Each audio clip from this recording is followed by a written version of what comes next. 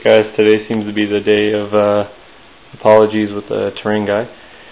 I attempted to film a vid on how to flock, and of course I didn't check the camera and it wasn't recording, so of course when I'm doing it live I can't really go back and scrape it off, so I'll just do a separate video showing you the flocking process, and I'll give you a full detailed explanation of how it works. But basically what I do is I grab my bags of flock that you see me already mix up.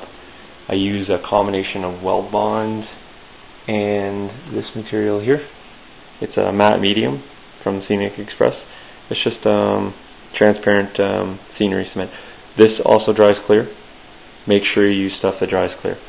So I use this in combination with my weld bond, and I add a little bit of water. That says a dilute of 4:1 for the matte medium.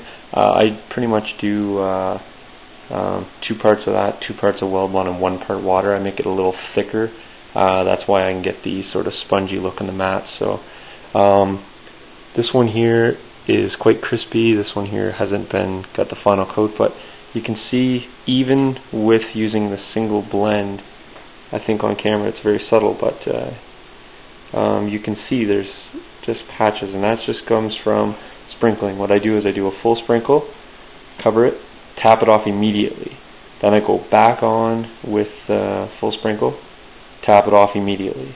Then I use my hairspray or my transparent or my matte sealer, this stuff here. Again, this is matte. You can get in gloss. Make sure you get matte. Spray the whole thing. Do a sprinkle. Tap it off.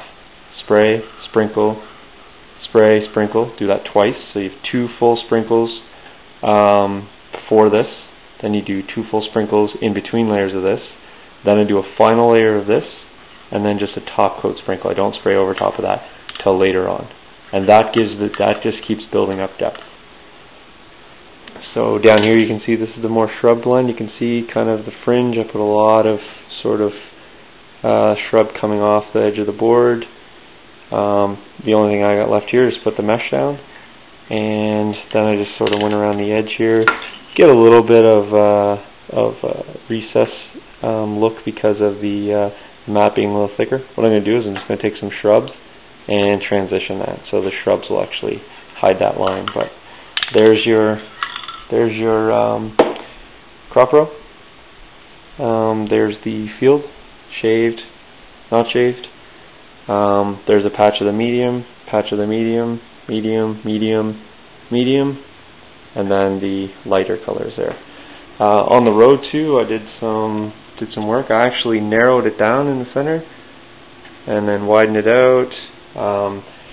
I just did that because I wanted to throw a little bit of grass on this side. It doesn't matter. This is not supposed to be a tank pathway. It's not a heavy roadway. It's just a single lane roadway, and a tank will certainly be able to drive down that.